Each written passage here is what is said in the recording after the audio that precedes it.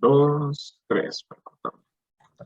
¿Qué tal? Buenas tardes o buenos días. Nosotros somos el equipo número 1 y el día de hoy les vamos a estar hablando sobre los cocos gram positivos, Neisseria gonorrhoeae y Neisseria meningitis.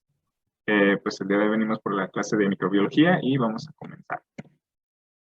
Dentro del Staphylococcus y los cocos gram positivos, pues tenemos que estos básicamente son un gran grupo, son un grupo heterogéneo de bacterias, con los cuales tienen características que comparten mutuamente, generalmente comparten los mismos tipos de características, el cual, como ya conocemos, pues si son gram positivos, van a tener un color azul a morado, van a presentarse en forma de racimos de uvas y pues van a tener una ausencia de las endoesporas y pues generalmente, como su nombre lo dice, por ser cocos, van a tener forma circular. Estos también se van a caracterizar por la presencia o la ausencia de la catalasa y por esto pueden llamarse catalasa negativos o ausentes de catalasa básicamente y presentan un diámetro de entre 0.5 y 1.5 micrómetros y pueden ser aerobios, anaerobios o pueden ser anaerobios facultativos, es decir, pueden vivir en ambas concentraciones independientemente y además pueden vivir en concentraciones altas de sal y a temperaturas de 18 a 40 grados. Las especies más comunes de estos mismos pues van a ser el Staphylococcus aureus, el Staphylococcus epidermis, el Staphylococcus haemolyticus, el Staphylococcus lugdunensis y el Staphylococcus saprophyticus.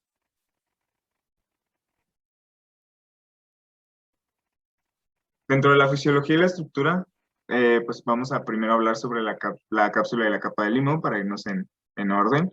Y básicamente esta es la capa más externa de la pared celular, es estafilocoica y está recubierta de una cápsula de polisacáridos, que básicamente pues son sacáridos, azúcares. Existen varios tipos celulares, por ejemplo, el caso que más vamos a estar hablando va a ser Staphylococcus aureus y los serotipos 1 y 2 se asocian a las cápsulas más gruesas de colones mucoides, que estos generalmente no van a ser los infectantes. En cambio, los serotipos 5 y 8 son los responsables del 75% de las enfermedades. La mayoría de los estafilococos producen una biomolécula hidrosoluble laxa, que esta básicamente va a ser la capa de limo, y pues como ya sabemos, esta es la que se usa para que varios cocos se unan y pues formen una molécula más grande de sí mismos, básicamente unidos, y pues esta se va a conformar de monosacáridos, proteínas y algunos péptidos. Dentro del peptidoglucano y las enzimas asociadas, pues el peptidoglicano o peptidoglucano representa la mitad de la pared celular en peso. Como podrán ver, es una de las estructuras más gruesas y más grandes de lo que conforma las membranas de los cocos. Y esta básicamente está formada por cadenas o capas de glucanos constituidas de 10 a 12 subunidades alternantes, es decir, como podemos ver aquí, cómo se van alternando. Y pues estos a su vez van a contener ácido acetilmuramídico, que sería en este caso este. Ahorita se los muestro más. Y vamos a tener también el ácido N-acetilglucosamina, perdón. La capa de peptidoglucano, pues en este tipo de microorganismos gram positivos, se compone de numerosas capas entrecruzadas. Como podrán ver, están en las distintas uniones, como se cruzan, se unen. Y estas básicamente van a tener algunas proteínas ligadoras, que a su vez se van a llamar proteínas ligadoras de penicilina, porque estas son las dianas donde actúan los diversos antibióticos que actúan. En este caso, las penicilinas actúan en estos lugares. Además, es aquí mismo donde se puede producir una resistencia bacteriana a la penicilina, y esto va a hacer a que dentro del mismo proceso la bacteria puede adquirir un gen, en este caso el coco puede adquirir un gen que va a ser del MEC-A y el MEC-C, que estos básicamente van a generar una proteína ligadora de penicilina que básicamente no va a permitir que la penicilina destruya esta capa de peptidoglucano. Dentro de los ácidos teicoicos y los ácidos lipoteicoicos, vamos a encontrar que los ácidos teicoicos son polímeros fosfatados, o sea que tienen grupos fosfatos específicos que se unen de manera covalente a residuos de N-acetilmulamínico de la capa del peptidoglicano. Estos son los que podemos ver aquí hace rato. Los ácidos teicoicos, perdón. Estos básicamente pueden estar aquí en medio, si se pueden fijar, es los naranjitas. Y estos básicamente van a estar dentro de la capa de peptidoglucanos, mientras que los ácidos lipoteicoicos, estos van a conectarse con la membrana plasmática y esa va a ser la mayor diferencia entre los dos. Aquí también tenemos que mencionar que los ácidos teicoicos estimulan una respuesta humoral específica cuando se encuentran unidos al peptidoglicano. Dentro de las proteínas de adhesión a superficie podemos ver que son estas que podemos tener aquí. Y estas básicamente, en este caso el libro mencionaba mucho igual Staphylococcus aureus, y estas básicamente mencionan que son factores de virulencia y además de que se adhieren a las proteínas de la matriz del huésped, es decir, estas son los que les permiten hacer su factor vírico, y estos se denominan como componentes de la superficie microbiana que reconocen moléculas de la matriz adhesivas, aunque en muchos casos las vamos a encontrar como es MSCRAMM, como podemos ver aquí en esta imagen, y en estas se pueden encontrar diversas, como tenemos las proteínas A, estafilococas, que estas básicamente se pueden unir a las inmunoglobulinas, como podemos ver, y tenemos las proteínas de factor de agregación, que van a ser las coagulasas, y estas se van a unir básicamente a los fibrógenos. Más adelante vamos a mencionar otros tipos de proteínas de adhesión y enzimas. Después, conforme siguiendo el orden, pues ya tenemos la membrana citoplasmática, que esto básicamente va a ser esta de aquí, la que está más cerca del citoplasma, como su nombre lo dice. Y esta básicamente se compone de un complejo de proteínas, lípidos y pequeñas cantidades de carbohidratos, además de que esta básicamente va a actuar como barrera osmótica para la célula y va a proporcionar una sujeción para la biosíntesis celular y enzimas respiratorias, pues como en una bacteria común y corriente en una célula. Continuando con lo que les mencioné, dentro de la patogenia y la inmunidad, pues tenemos que la patología de las infecciones estafilocócicas, depende de la capacidad de las bacterias para evadir la fagocitosis, es decir, en sí su capacidad para producir una enfermedad radica en que éstas sean capaces de eludir todos los procesos fisiológicos que tiene el cuerpo, en este caso la fagocitosis, que usan los inmunoglobulinas, para, pues básicamente, seguir realizando su acción, que es básicamente lo necesario. Y esto básicamente lo van a hacer mediante la adherencia a los tejidos del huésped, a producir destrucción tisular por medio de la elaboración de toxinas específicas y enzimas hidrolíticas. Aquí podemos ver las diversas toxinas que nosotros encontramos y pues para no tardarnos mucho en esta parte, pues básicamente les voy a decir cuáles son las distintas toxinas y sus efectos específicos. Que tenemos las citotoxinas alfa, beta, gamma y delta, que esas básicamente se van a encargar de la destrucción tisular y la citólisis, perdón. Tenemos la leucocidina de Panton Valentine, que en el libro lo podemos encontrar como leucocidina PV, que es básicamente esta, y esta se va a encargar de la hemólisis y la exfoliación cutánea.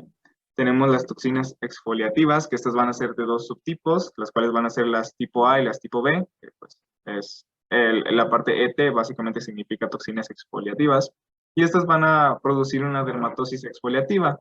Vamos a tener las enterotoxinas, que van a ir desde la A a la E y de la G a la I, y estas básicamente van a ser las encargadas de producir la enfermedad diarreica aguda, que van a ser una enfermedad muy característica, que más adelante la vamos a mencionar. Y tenemos la toxina 1 del síndrome de shock tóxico, que también es una enfermedad muy recurrente causada también por los estafilococos aureus, y estos básicamente producen una exotoxina resistente a la proteólisis. Dentro de las enzimas estafilocócicas, como mencioné hace rato, pues ya habíamos hablado sobre las coagulasas, que pues estas también funcionan para determinar si son coagulasas negativas o coagulasas positivas, y estas básicamente van a ayudar en la patogenia, pero pues estas básicamente proporcionan una capa de fibrina alrededor del absceso estafilocoico. Es algo que el libro menciona que es probable que ocurra, todavía no se está comprobado al 100%, sin embargo ya está muy llevado hacia ese tema. Tenemos la catalasa, que está básicamente ayuda en el peróxido de hidrógeno, esta básicamente ayuda a la fagocitosis y también pues ayuda a la conversión del peróxido en hidrógeno en agua y oxígeno, perdón. También tenemos la hialuronidasa, perdón, que hidroliza los ácidos hialurónicos, los mucopolisacáridos, ácidos que se encuentran en la matriz celular del tejido conectivo y favorece la diseminación del Staphylococcus aureus en los tejidos. Y esto es básicamente más del 90% de las cepas de Staphylococcus aureus es capaz de producir esta enzima. Y por último tenemos la fibrinolicina, perdón, que esta básicamente está en todas las cepas de Staphylococcus aureus y fabrican la fibrinolicina, que esta pues básicamente disuelve los coágulos de fibrina y pues hay una gran ayuda en la replicación vírica. Perdón. Dentro de la epidemiología, pues tenemos que los estafilococos son ubicuos, es decir, se encuentran en cualquier lado, literalmente en cualquier lugar, cualquier ubicación, en cualquier lugar que nosotros podamos pensar, en agua, en espacios secos inclusive. Y pues básicamente todos los humanos somos capaces de portar estafilococos, ya sea aureus o de cualquier tipo, que básicamente van a ser los Papules negativos. Y es frecuente que la colonización transitoria de los pliegues cutáneos, es decir, en lugares donde tengamos muchas como pliegues de piel, que podemos ser en los codos, en las rodillas, pues que además sean húmedos, como también podemos encontrar en las axilas, pues es probable que encontremos Staphylococcus aureus. Además de que podemos encontrarlos en la nariz, en la bucofaringe, en la nasofaringe, el aparato digestivo y en todo el sistema genito-urinario. Y aproximadamente el 15% de los adultos sanos son portadores de Staphylococcus aureus en la nasofaringe, lo que básicamente, pues, como mencionamos, es normal porque todos los humanos los presentamos en nuestro cuerpo. Dentro de las enfermedades clínicas que puede causar el Staphylococcus aureus, tenemos la manifestación clínica por algunas enfermedades que pueden ser casi exclusivamente la actividad de la toxina. En este caso, pues pueden ser desde problemas en la piel, como podemos ver en la imagen, hasta diarreas o otro tipo de enfermedades, lo cual básicamente pues da lugar a la formación de abscesos y a la destrucción tisular, que básicamente es lo que generalmente va a ocurrir, ya sea destrucción tisular interna o destrucción tisular de la piel.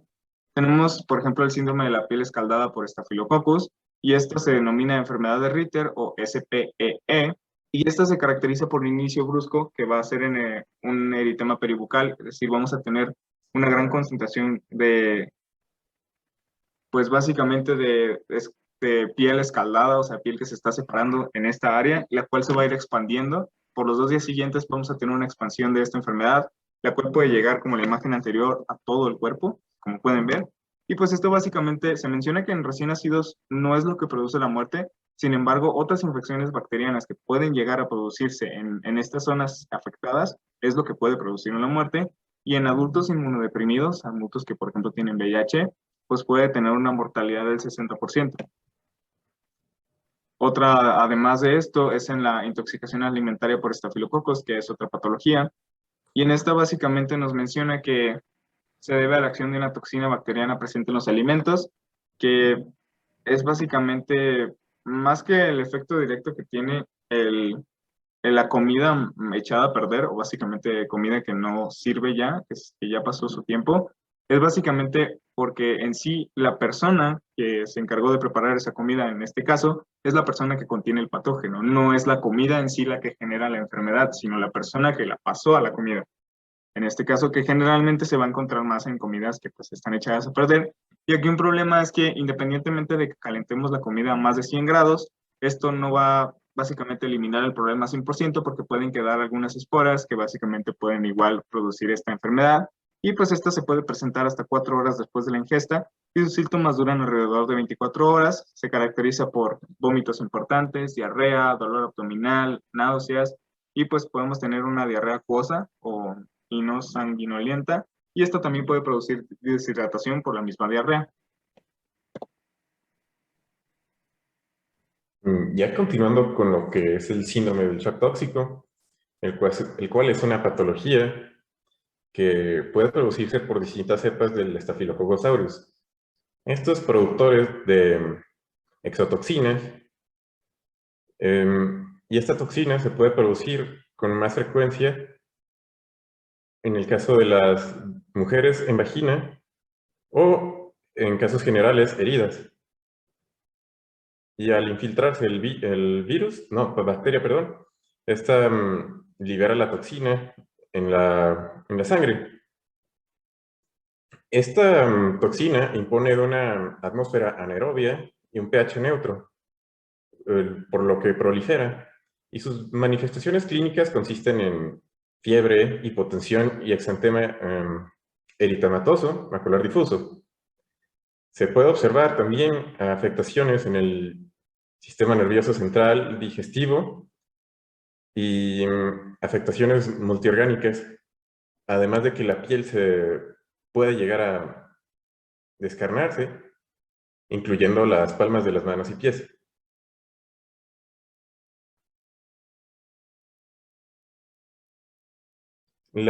Dentro de las infecciones cutáneas, que las infecciones estafilocócicas tiógenas pueden producir, Algunas de estas son el impétigo, la foliculitis, los forúnculos y el anthrax. Y bueno, el impétigo consiste en una infección superficial que afecta sobre todo a niños pequeños. Y esta se produce fundamentalmente en la cara, como podemos ver en la imagen de la derecha, y en extremidades. Además se puede observar una pequeña mácula o manchas rojizas, las cuales se pueden desarrollar en pústulas con base eritematosa, las cuales forman costras. La foliculitis es una infección de los folículos pilosos y los forúnculos es una extensión de la foliculitis, los cuales consisten en nódulos elevados, dolorosos y grandes, por los cuales se puede llegar a acumular tejido necrótico. Y ya el anthrax aparece cuando los forúnculos confluyen y se extienden hasta el tejido subcutáneo más profundo. Y todos este tipo de afectaciones e infecciones pueden tener lugar posteriormente a una intervención quirúrgica o un traumatismo, lo cual introduce microorganismos al interior de la piel.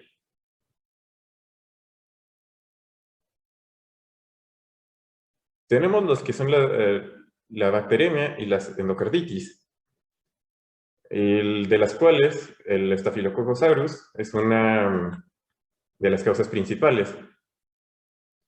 Y estas tienen un foco de infección identificable, como puede ser infecciones pulmonares o infecciones del aparato genitourinario o el aparato digestivo. Las bacteremias causadas por Staphylococcus aureus en periodos prolongados se asocian con la diseminación a otras partes del organismo, como en este caso lo puede ser el corazón, lo que es lo que provoca la endocarditis. Y la endocarditis aguda, producida por el Staphylococcus aureus, consiste en una enfermedad grave, con una tasa de mortalidad bastante alta, aproximadamente del 50%, y los pacientes aquejados por esta enfermedad pueden mostrar síntomas inespecíficos, de los cuales pueden incluso confundirse con síntomas de tipo gripal.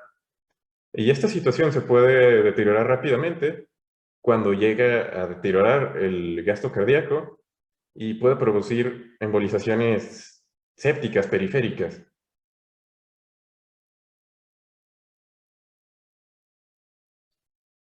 La neumonía y empiema son otras de las enfermedades que pueden ser causadas por el Staphylococcus aureus.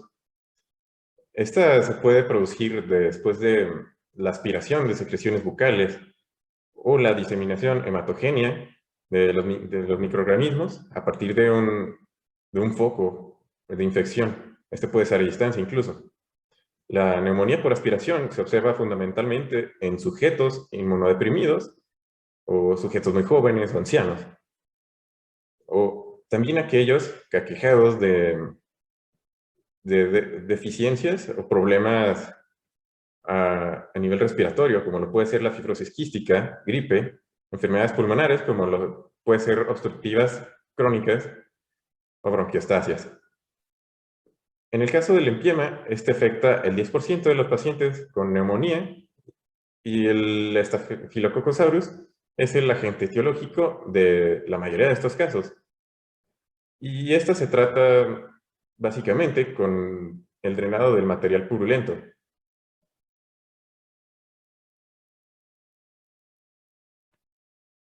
La osteomielitis y la artritis séptica, estas pueden derivar como una diseminación hematogénea del Staphylococcus aureus por el hueso, o esta puede terminar como una infección secundaria como consecuencia de un traumatismo y por consiguiente una extensión de dicha infección desde la zona adyacente.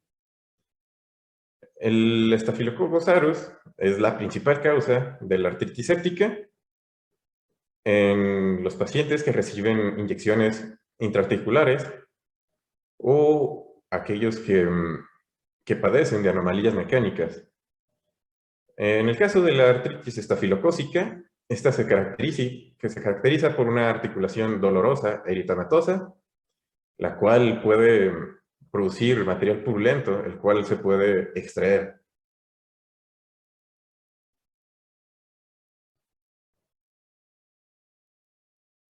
En el caso del Staphylococcus epidermidis, o algunos estafilococos de tipo coagulasa negativos, estos pueden derivar en diversos padecimientos, como lo puede ser la endocarditis.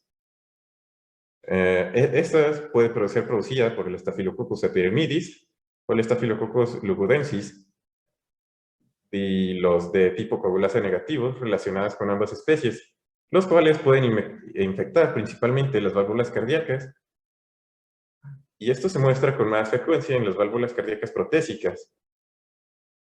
Y esta se cree en el caso de que la infección sea en las válvulas nativas o naturales, esta se puede deber a una inoculación de los microorganismos previamente mencionados en la válvula cardíaca alterada.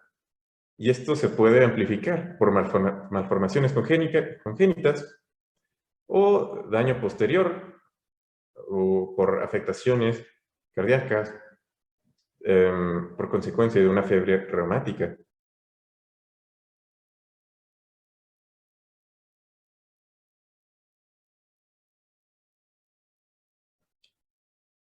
Estos también pueden causar infecciones en catéteres, porque en estas podemos observar que podemos llegar a la conclusión de que los estafilococos de tipo coagulasa negativos, los cuales están adaptados especialmente para producir este tipo de infecciones, debido a que producen una capa de polisacáridos a su alrededor, y estas se localizan a proximidad de los catéteres, y dicha capa de polisacáridos las protege contra la acción de los antibióticos y las células inflamatorias, lo cual desencadena una infección.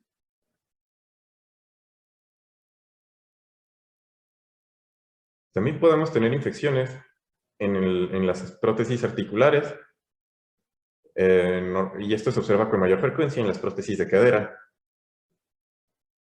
por infección por estafilococos coagulasa negativos. Los pacientes pueden presentar únicamente dolor localizado o un fallo mecánico de la articulación, lo cual no puede indicar un factor decisivo como para determinar que es una infección por estafilococos. Sin embargo, ya esta puede desencadenar signos sistémicos como la fiebre y leucocitosis. Esto normalmente se puede tratar con tratamientos antimicrobianos y el reemplazo de la prótesis.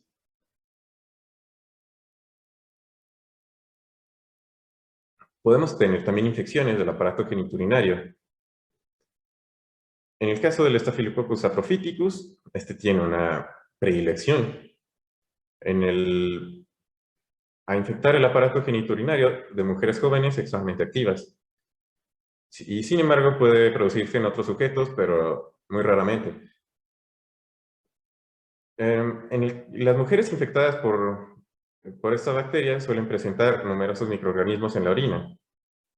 Su presencia suele confirmarse con exámenes de laboratorio, además de que pueden presentar disuria, dificultad y dolor para orinar, y piuria, la presencia de material purulento en la orina.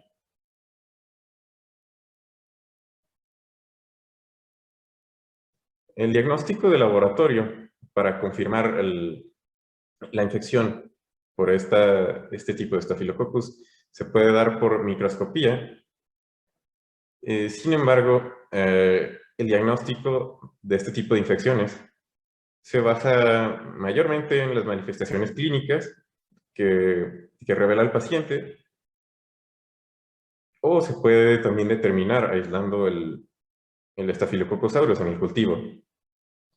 También se pueden usar pruebas basadas en ácidos nucleicos, en donde las pruebas de amplificación de ácidos nucleicos para la detección de identificación directa es lo que se busca. También se puede realizar cultivos por los que el Staphylococcus aureus crece rápidamente, en plazos tan cortos como lo puede ser 24 horas. Y el Staphylococcus aureus se puede determinar debido a que este adquiere gradualmente una coloración dorada. Su identificación se puede también dar por pruebas bioquímicas sencillas, como lo pueden ser pruebas positivas para coagulasa, proteína A, nucleasa termoestable o fermentación de manitol para diferenciar el Staphylococcus aureus. También se puede realizar la detección de anticuerpos en el caso de pacientes que hayan padecido infecciones de este tipo por tiempos prolongados. Sin embargo, este no se suele realizar con tanta frecuencia. Se suelen utilizar las otras pruebas que anteriormente mencionadas.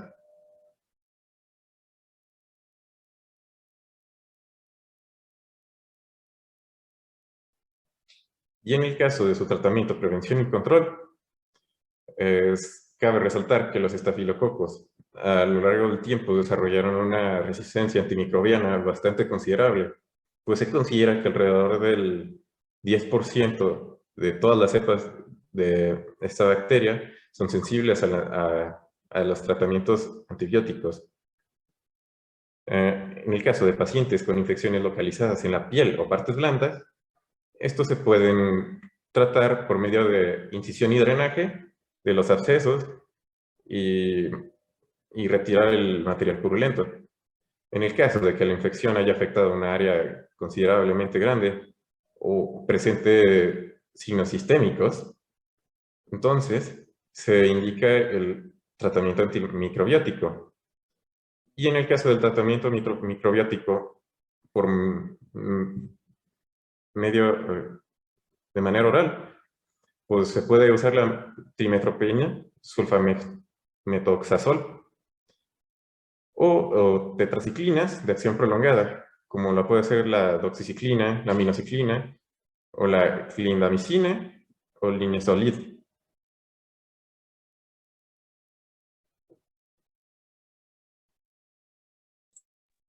Bueno, continuaremos con los tipos de Neisseria y géneros relacionados. Siguiente, por favor. Bueno, en la Neisseria existen 3 tipos de géneros con relevancia médica que se encuentran en la familia pues, de esta, que es la Neisseria, que engloba 35 especies y subespecies, 2 de las cuales son la Neisseria gonorrea o gonorrheae y la Neisseria meningitidis. Estas son patógenas y estrictas en el ser humano. Después tenemos otras 2, que es la Eikinela y la Kingela, que colonizan la orofaringe, del ser humano y son también patógenas oportunistas. Y las demás, pues son también tipos de Neisseria, y estas se encuentran en superficies mucosas y de orofaringe y nasofaringe, y en algunos casos colonizan las membranas mucosas genitales. Aquí a la derecha tenemos un recuadro que podemos observar también tipos de Neisseria, perdón. Aquí están más en específico, no se lo voy a leer, más adelante vamos a ver cada uno de estos procesos. Siguiente, por favor. Bueno, continuamos con la Neisseria gonorrheae y la Neisseria meningitidis. La presencia de N. gonorrea es una muestra clínica, siempre se considera significativa. En cambio, las cepas de N. meningitidis pueden colonizar la nasofaringe de personas sanas sin producir enfermedades o pueden producir meningitidis contraída en la comunidad, sepsis fulminante y rápidamente mortal o bronconeumonía. Es decir, la Neisseria gonorrheae, esta siempre va a tener procesos pues, que se pueden observar y la Neisseria meningitidis, estos pues puede ser asintomático, pero la mayoría de la población tiene miedo porque puede ser asintomático, pasar a mortal. Y es por eso que esta Neisseria tiene un factor muy importante dentro de la sociedad. Siguiente, por favor. Bueno, pasamos con la fisiología y la estructura. Las especies de Neisseria son bacterias gram negativas aerobias, normalmente con forma de cocoide, diámetro comprendido entre 0,6 a 1 micrómetro, que se disponen en parejas de diplococos, cuyos lados adyacentes se aplanan para adoptar una morfología semejante a la de un grano de café. Todas las especies son oxidasa positivas y casi todas se sintetizan en catalasas. Estos factores que están en puntos sirven prácticamente para identificar los tipos de Neisseria y para saber cómo se componen cada una. Generan ácidos por oxidación por carbohidratos, no por fermentación, que este factor era uno de los principales métodos para identificar el tipo de Neisseria en el antepasado, y pueden diferenciarse por su crecimiento en agar sangre o agar nutriente. Las cepas de N-gonorrea requieren cristina y fuente de energía, y muchas cepas han de estar complementadas con aminoácidos, purinas, pirimidas y vitaminas, y es por eso que estas crecen de una forma extremadamente bien dentro del organismo. Y pues se dice que pues este tipo de Neisseria va a crecer en agar de chocolate, y pues también puede crecer en otros medios enriquecidos. La temperatura óptima de crecimiento oscila entre 35 y 37 grados centígrados, ya que en temperaturas bajas estas bacterias pues mueren, no pueden sobrevivir. Y la estructura de la pared celular de Neisseria gonorrhoeae y de Neisseria meningitidis es la habitual en las bacterias gram negativas, ya que incluye una delgada capa de peptidoglucanos entre las membranas citoplasmáticas externa y interna. ¿Puedes cambiarlo, por favor? Bueno, el principal factor de virulencia para la Neisseria meningitidis es la cápsula de polisacáridos. La superficie externa de Neisseria gonorrhoeae no se encuentra recubierta de una verdadera cápsula de carbohidratos, sin embargo, su superficie celular tiene una carga negativa de tipo tisular, que esto pues lo hace también como un factor de virulencia. La cápsula de polisacáridos de la Neisseria meningitidis pues es una de las principales factores para identificar qué tipo de meningitis es y si la enfermedad va a causar pues síntomas o va a ser peligrosa o no. En este momento se reconocen 3 serogrupos y la mayoría de las infecciones endémicas y epidémicas se relacionan con 6 serogrupos: A, B, C, X, y W135. Los pilis prácticamente sirven para el movimiento de la célula. Siguiente, por favor. Este tipo de Neisseria va a tener pues en la membrana externa familias de proteínas, la proteína porinas, la proteína SOPA, proteínas RMP, que estas van a ayudar para identificar pues el tipo de Neisseria, y se pueden identificar en microscopio. Las proteínas SOPA se van a ver pues claramente pues opacadas. Las proteínas RMP, proteínas de reducción modificable, estas se pueden ver transparentes o de diferente color, y pues el hierro es fundamentalmente vital para el desarrollo de estas bacterias. Siguiente, por favor. Aquí podemos ver una imagen, es una estructura, se puede decir que simple. Dentro de esta bacteria vamos a contener proteínas de membrana. Vamos a tener las dos membranas, la interna, que es la membrana citoplasmática, y la membrana externa. Y entre estas vamos a tener el espacio periplásmico. Aquí vamos a contener en las membranas externas el pili, que pues ya les dije que es para el movimiento, la proteína membrana externa, fosfolípidos y lipoligosacáridos. Siguiente, por favor. Bueno, patogenia e inmunidad. Los gonococos se adhieren a las células mucosas, penetran en las células y se multiplican, y posteriormente pasan a través de ellas al espacio subepitelial, donde se produce la infección. Los pili y las proteínas por B y por A y los OPA intervienen en la fijación y la penetración en las células del huésped. El IgG3, ayuda principalmente para la inmunidad de la célula, para poder hacer que no se muera tan rápidamente, para contener su supervivencia. Los meningococos se adhieren de forma selectiva a receptores específicos de las células del epitelio cilíndrico no ciliado de la nasofaringe, y la presencia de la cápsula interfiere en la unión de las células epiteliales. Siguiente, por favor. Las enfermedades de meningocócica se presentan en pacientes que carecen de anticuerpos específicos dirigidos contra la cápsula de polisacáridos y otros antígenos bacterianos pesados.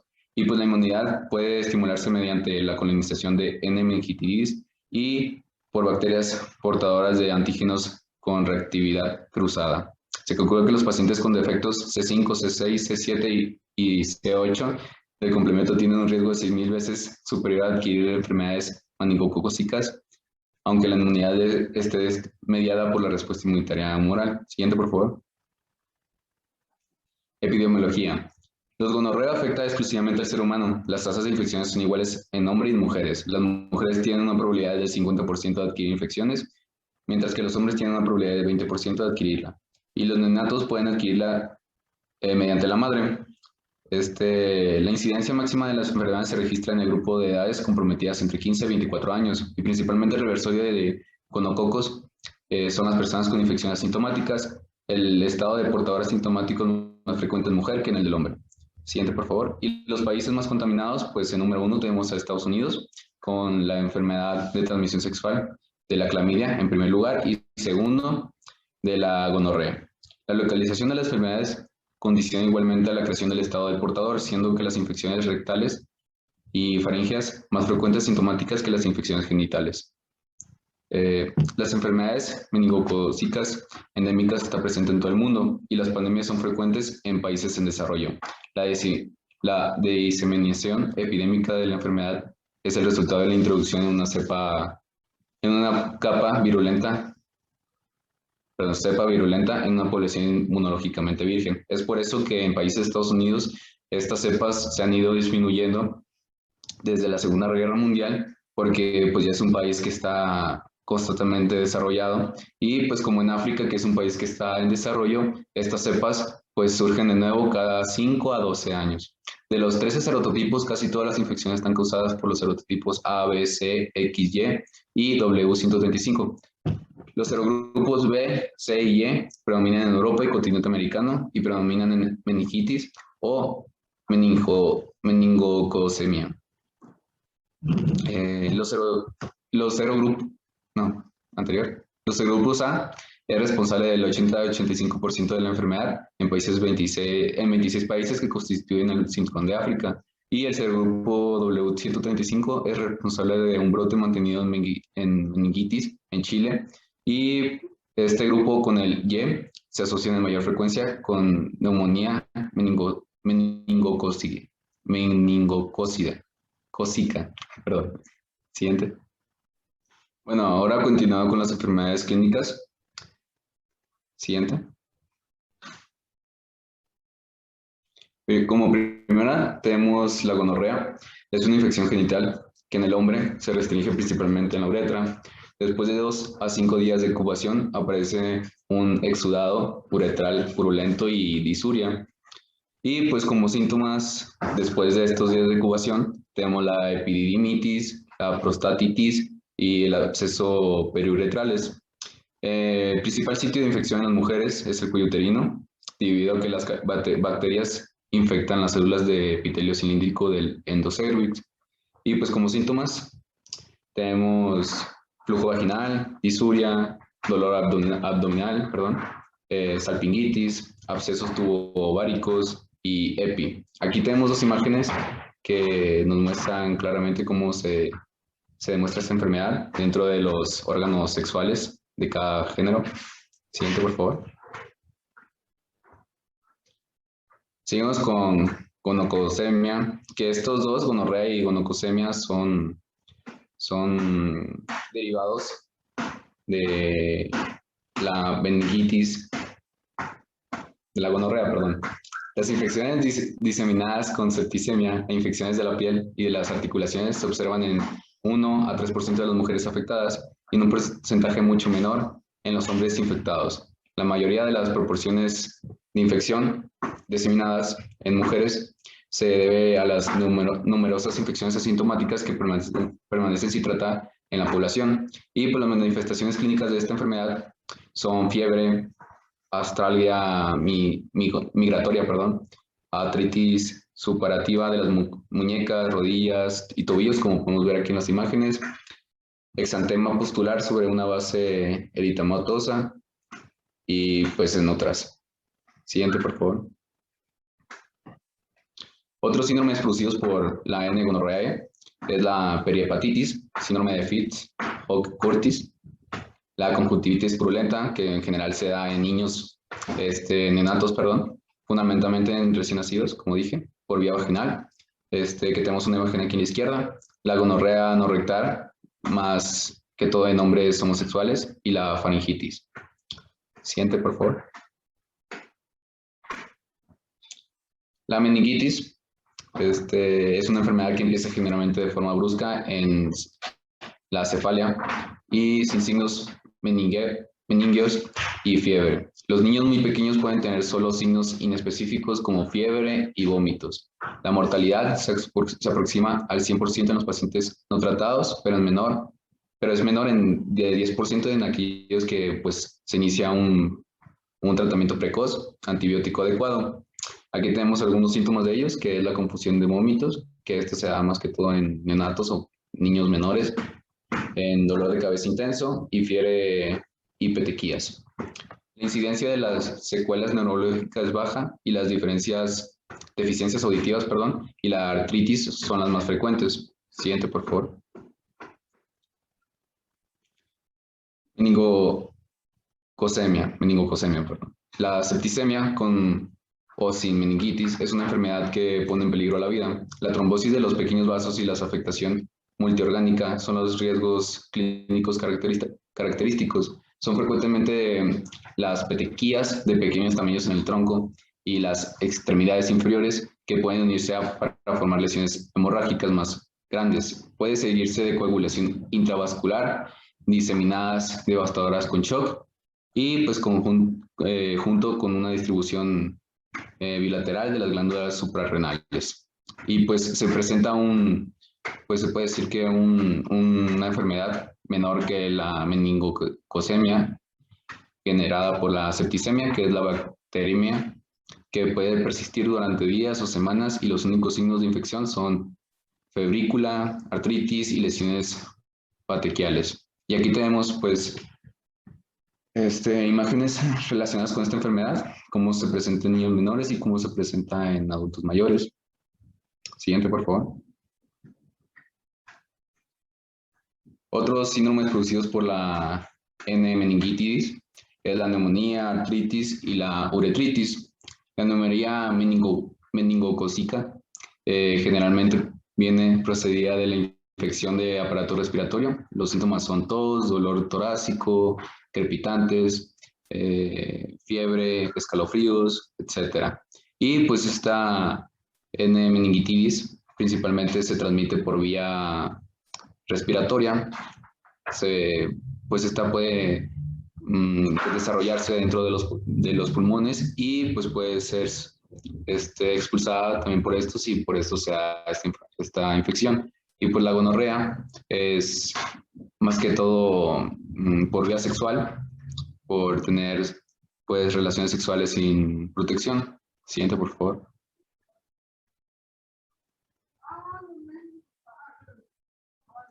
Diagnóstico de laboratorio. Pues como también en diferentes tipos de enfermedades, aquí también se presenta el diagnóstico por microscopía,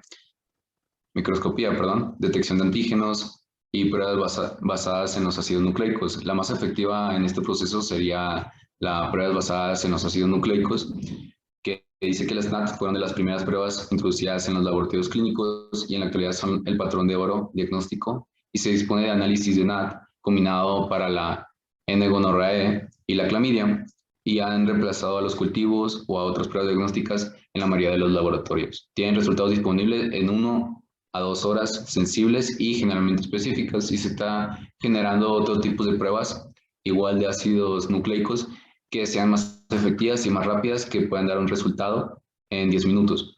La microscopía se da principalmente por tinción Gram, que sí puede ser efectiva para detectar las infecciones genocóquicas de hombres con uretritis purulenta, pero en otros factores esta va a ser totalmente pues innecesaria. Y la detección de antígenos es una de las pruebas menos reconocidas en la actualidad, superándola la prueba basada en los ácidos nucleicos y los cultivos. Siguiente, por favor.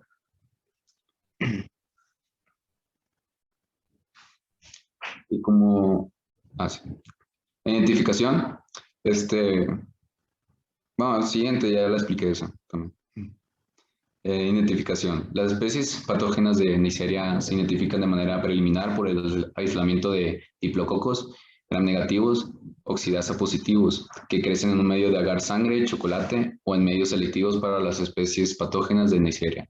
La identificación definitiva se basa en el patrón de la oxidación de los carbohidratos y otras pruebas seleccionadas como el espectrometría de masas mediante la desorción y la ionización con láser asistida por matriz. Siguiente, por favor. Y ya por último tenemos el tratamiento, prevención y control. Cabe resaltar que la Neisseria pues básicamente es muy mala tratándose con medicamentos antibióticos y pues en la actualidad se está intentando fomentar lo que son las vacunas, pero en Neisseria gonorreae esta sería imposible por diferentes estructuras y factores que tienen dentro de esta. En la Neisseria meningitidis, esta pues ya se está fomentando en la actualidad, que ahorita se los voy a leer. Y pues como tratamientos antibióticos principales tenemos la penicilina, que se ha constituido como el antibiótico de selección en el tratamiento de la gonorrea. Sin embargo, no se utiliza en la actualidad debido a que la concentración del fármaco necesaria para destruir a las células se ha elevado de manera gradual y la resistencia franca es actualmente frecuente. Es por eso que cada tipo de antibiótico es, pues, mediante con el tiempo se vuelve, pues, innecesario, ya que la enfermedad evoluciona con el tiempo y se vuelve cada vez pues, más resistente a antibióticos. Actualmente los Centros para el Control y Prevención de Enfermedades recomiendan una terapia dual con ceftriaxona y acitromicina. La resistencia de ambos antibióticos se ha observado a nivel mundial. La combinación sigue siendo eficaz, aunque no se sabe cuánto tiempo seguirá así.